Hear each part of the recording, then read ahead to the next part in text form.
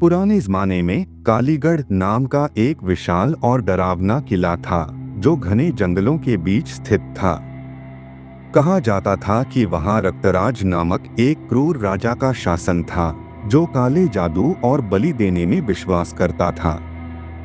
उसकी शक्ति इतनी भयानक थी कि लोग उसका नाम लेने से भी डरते थे। रक्तराज ने अमरत्व पाने के लिए एक तांत्रिक से कहा कि वह उसे कभी न मरने का मंत्र दे। तांत्रिक ने कहा, यह संभव है, लेकिन इसकी कीमत बहुत भारी होगी। तुम्हें अपने राज्य के 100 निर्दोष लोगों की बलि देनी होगी। राजा ने यह शर्त स्वीकार कर ली और अपने ही लोगों को बेरहमी से मारना शुरू कर दिया। लेकिन जब उसने 100वें व्यक्ति की बलि देनी चाहिए तो वह एक गर्भवती महिला थी जिसने मरने से पहले राजा को श्राप दिया, रक्तराज, तू और तेरा किला कभी शांति नहीं पाएगा। जो भी यहाँ रहेगा वह तड़प तड़प कर मरेगा। जैसे ही महिला ने प्राण त्यागे, पूरा किला दहशत से कांप उठा। रक्तराज जोर जोर से चिल्लाने लगा और उसकी चमड़ी जलने लगी। कुछ ही पलों में वह एक भूत में बदल गया और उसके राज्य के सभी सैनिक और मंत्री भूत प्रेत बन गए। सालों बाद एक युवक वीरेंद्र अपने दोस्तों के साथ जंगल में रास्ता भटक गया। रात होने लगी और वे शरण की तलाश में थे। अचानक उन्होंने सामने एक विशाल किला देखा। क्या हमें अंदर जाना चाहिए? एक दोस्त ने डरते हुए पूछा।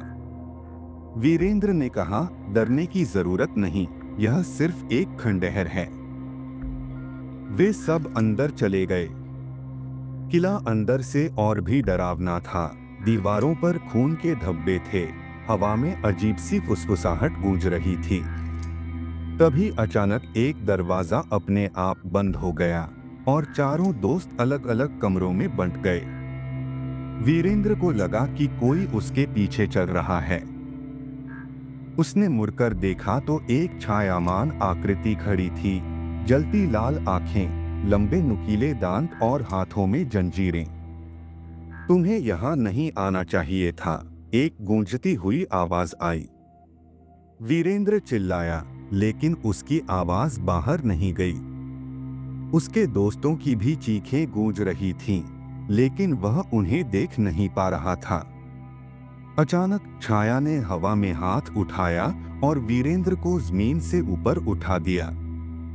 उसके शरीर से खून निकलने लगा। तभी वीरेंद्र ने अपनी जेब में रखी भगवान की छोटी मूर्ति निकाल ली और उसे जोर से पकड़ लिया।